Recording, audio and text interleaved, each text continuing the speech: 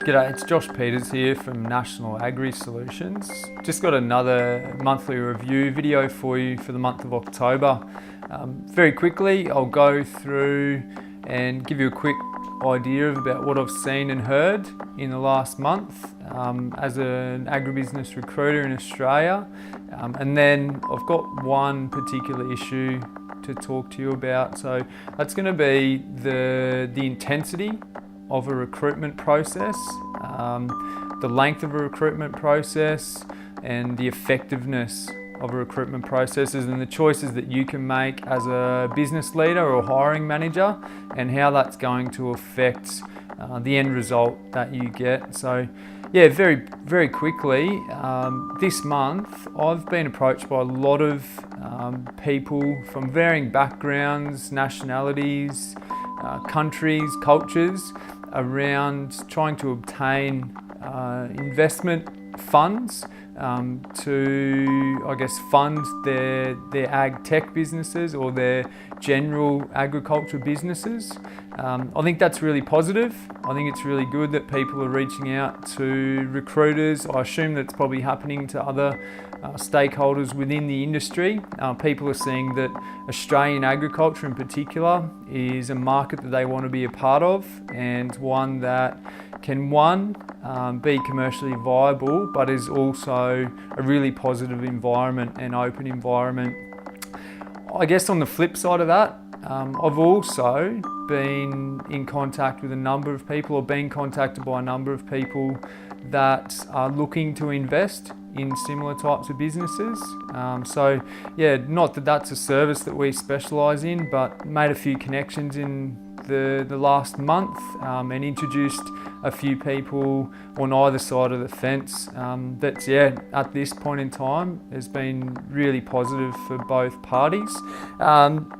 Finally, really good to see some quality rain in certain parts of the eastern seaboard. So I know that Queensland, if you're in Bundy, probably not so happy, as there was a bit of crop washout about a month or two ago. I should say a week or two ago.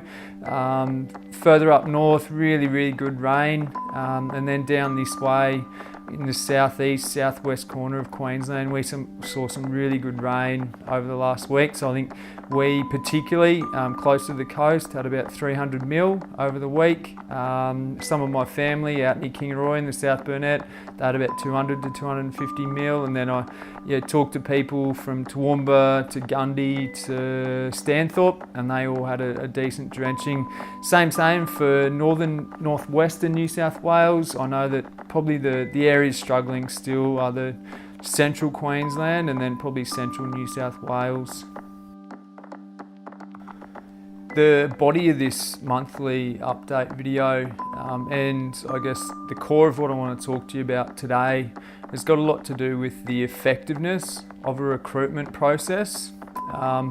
Based on what I've heard and seen, and is becoming a bit of a trend, I must say, over this last month, talking with a lot of businesses, having people approach me through LinkedIn and then us catching up face to face, or simply over text message or the phone, hearing, I guess, companies taking different initiatives around their recruitment processes.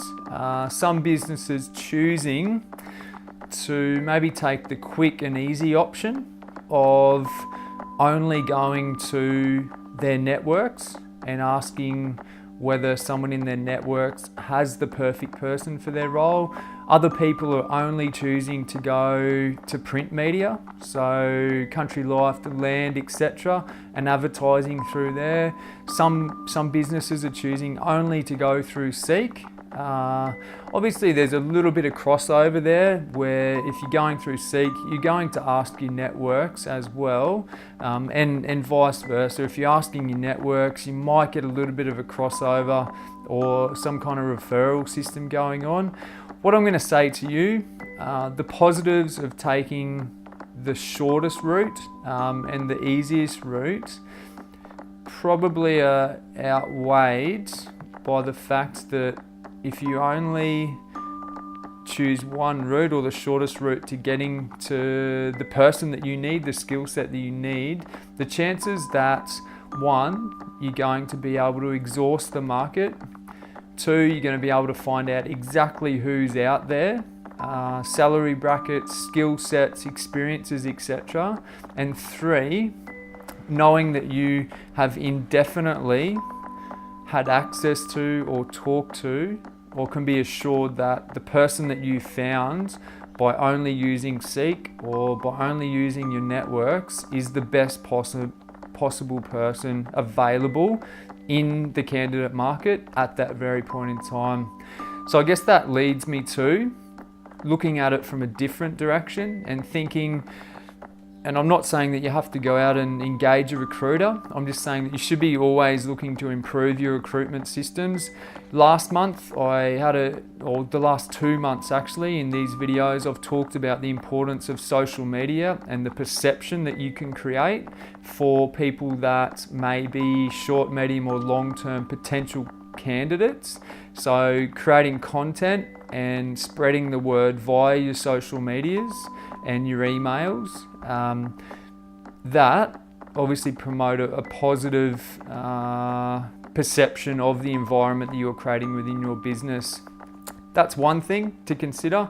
The other, I guess, getting back to my main point, is probably having an exhaustive recruitment process or improving the current process that you've got on a week-to-week, month-to-month, year-to-year process is absolutely invaluable. So if you're not at the point where you feel as though you need some help and you want to engage a recruiter, I'd suggest that you just do some reflection, have a look at your own recruitment processes. If you're only using one avenue, then it's pretty easy to compare it to other things that happen in your life. If you take the shortest and easiest route, it's not always the best, it's not always the most thorough.